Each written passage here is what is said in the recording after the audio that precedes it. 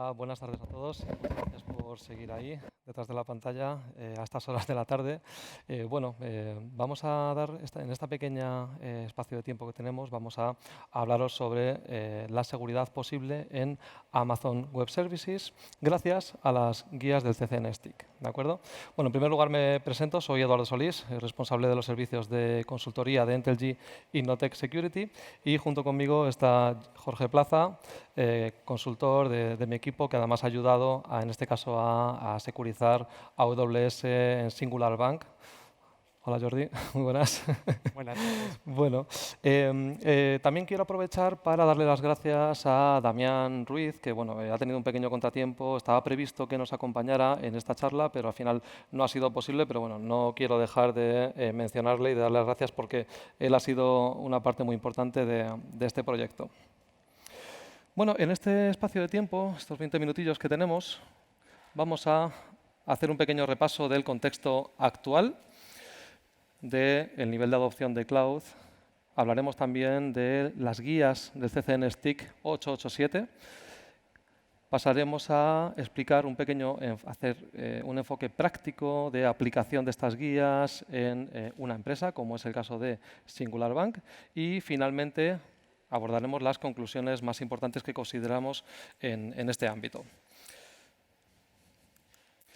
Muy bien, en primer lugar, el contexto actual nos dice que el proceso de adopción cloud es imparable y esto lo dicen las estadísticas. Aquí tenemos dos casos, dos gráficas diferentes que nos muestran la evolución.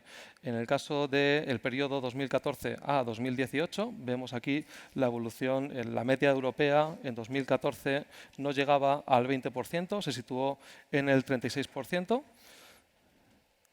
Y de 2018 a 2020 ha seguido creciendo. Estamos hablando de ese 26 a un 36% de adopción cloud.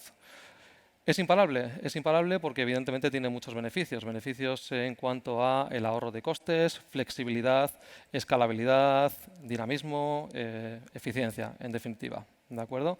También es verdad que la pandemia ha hecho que se acelere ese proceso de adopción cloud porque, ya sabéis que, gracias en parte al cloud hemos podido seguir trabajando desde nuestros hogares en forma remota y en entornos colaborativos. Por tanto, es un aspecto muy importante a tener en cuenta de cara a ese crecimiento imparable que vemos en cuanto al nivel de adopción cloud.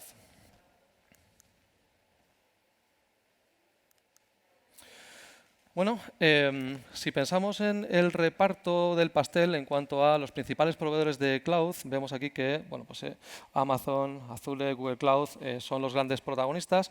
Y la buena noticia de todo esto es que el CCN ha desarrollado y está publicando una serie de guías que van a permitir esa securización de estos entornos. Por tanto, hay parte del trabajo hecho. Es verdad que venimos de un impasse en el cual todas las guías de securización de los entornos on-premise estaban muy trabajados, muy maduros, muy desarrollados, pero ahora mismo nos encontramos en ese impasse en el cual la seguridad en la nube es algo que tenemos que tomarnos muy en serio. No podemos caer en la falsa sensación de que por el hecho de contratar servicios en cloud con cualquier proveedor vamos a tener un entorno más seguro. O sea, el propio proveedor nos da los básicos de seguridad, pero a partir de ahí hay que trabajar.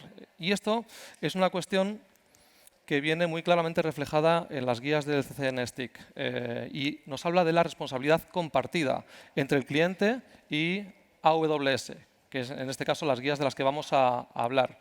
Por un lado, el proveedor AWS será responsable de todo lo que tenga que ver con la infraestructura, con los sistemas operativos del host, con la capa de virtualización, con, por supuesto, la seguridad física, ¿vale? Pero no podemos dejar de pensar en la seguridad, en la responsabilidad que tenemos como clientes. ¿Vale? Ahí hablaremos de toda la parte de los datos que tenemos que gestionar, que tenemos que asegurar un acceso riguroso a esa información, toda la parte de los sistemas operativos en cada una de las instancias, etcétera. Por lo tanto, responsabilidad compartida dependerá también de los servicios que se hayan contratado. Eso balanceará el nivel de responsabilidad, ¿vale? Pero en general Que quede muy clara la idea de que la responsabilidad empieza en nosotros, pero es compartida también con el proveedor, con AWS en este caso. Muy bien, bueno, pues aquí tenemos por suerte las guías del CCNSTIC de la serie 887 que nos hablan del marco de seguridad en AWS. Son un conjunto de 5 guías. Tenemos también la parte del perfil de cumplimiento específico, ¿vale? Porque son guías que están evidentemente enfocadas al cumplimiento con respecto al esquema nacional de seguridad. La buena noticia es que bueno, son guías que están públicas y que se pueden aplicar tanto en entornos, digamos, en empresas o organizaciones a las que les afecte ese cumplimiento del esquema nacional en cloud, pero también las podemos aprovechar en el ámbito privado y eso es precisamente lo que hemos realizado en este caso con Singular Bank. ¿De acuerdo? Bueno, la principal guía es la 887A. Es la guía de configuración segura para AWS y a partir de ahí, bueno, sí que se han ido publicando sucesivamente otras guías más específicas, pero bueno, aquí en este caso nos hemos centrado para este proyecto, para este caso de éxito, en la guía de configuración segura. Sí, y esa guía un poco lo que reflejamos aquí en esta diapositiva es el enfoque que ha adoptado esta guía para aproximarnos a las configuraciones que necesitamos precisamente para el cumplimiento del esquema nacional de seguridad en la infraestructura que tenemos desplegada en AWS. Como vemos, bueno, en primer lugar, muy importante aclarar que estamos en el ámbito del marco operacional y de las medidas de protección. Lógicamente, queda fuera toda la parte de marco organizativo. Sabemos que aquí son una serie de medidas que recoge el Esquema Nacional de Seguridad, que son de carácter organizativo, que aplican a toda la organización y que realmente no se traducen en ninguna configuración específica en AWS, ¿no? De ahí que la guía realmente lo que está comprendiendo son los controles que están dentro de estos dos ámbitos. Y, de hecho, no recoge todos los controles, claramente, porque, como bien ha comentado Edu, por ejemplo, la parte de seguridad física es responsabilidad del proveedor, ¿no? Del proveedor de nube. De ahí que, obviamente, pues, no haga referencia a la guía tanto a los controles de seguridad física como a otros controles que no se traducen en una configuración específica en el entorno AWS. Hemos cogido el ejemplo del grupo de controles de control de acceso dentro del marco operacional para hacer un poco la presentación de cómo la guía enfoca al final los requisitos de configuración de seguridad que uno tiene que cumplir en su infraestructura nube para dar cumplimiento a los controles. Entonces, por cada grupo de controles, como aquí hemos seleccionado, como digo, el de control de acceso, pues dentro de ese grupo de controles tenemos los diferentes controles, las diferentes medidas, como por ejemplo aquí hemos cogido la identificación. Podríamos haber cogido perfectamente acceso local, acceso remoto, mecanismos de autenticación o cualquier otro de la parte de control de acceso, pero en definitiva, dentro de identificación, pues aquí vemos el código y dentro del código genérico de la parte de identificación tenemos una serie de códigos específicos que determinan pues, diferentes requisitos de configuración de seguridad. El que está marcado en negrita, el IAM3, es, por ejemplo, el requerimiento de la deshabilitación de las credenciales que no se hayan utilizado en 90 días. Pero realmente, como digo, podríamos haber cogido cualquiera y dentro de cada control, dentro de cada elemento, tenemos varias configuraciones de seguridad.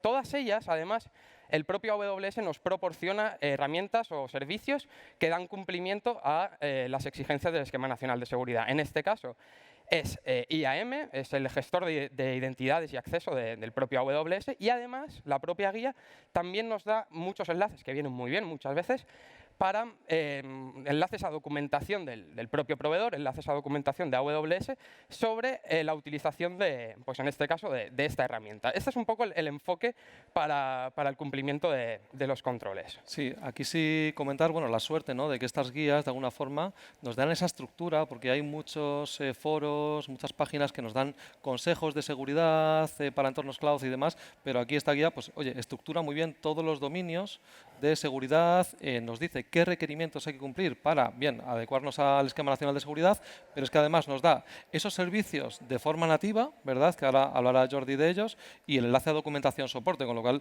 a ver, ¿es suficiente? Luego veremos que no es suficiente para decir, oye, con esto ya me he adecuado, ya tengo un entorno seguro. Bueno, estos son guías de máximos, ¿de acuerdo?, que luego habrá que adaptar a la realidad de cada compañía. Eso lo vemos después.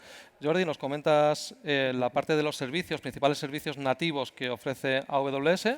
Sí, aquí, por ejemplo, los servicios que tenemos en esta diapositiva hacen referencia a los grupos de controles que están en el marco operacional. Como decía, este sería el primero de los ámbitos en el que entra en juego la guía.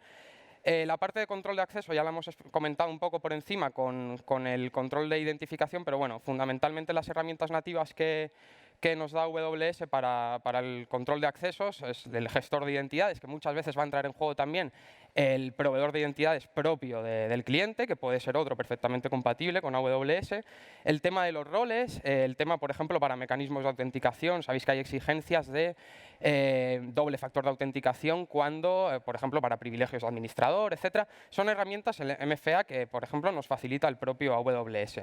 En cuanto a la explotación, aquí estaríamos hablando, por ejemplo, del inventario de activos y, de nuevo, tenemos herramientas nativas como el System Manager, que nos permiten inventariar toda la parte de activos que tenemos en AWS sin necesidad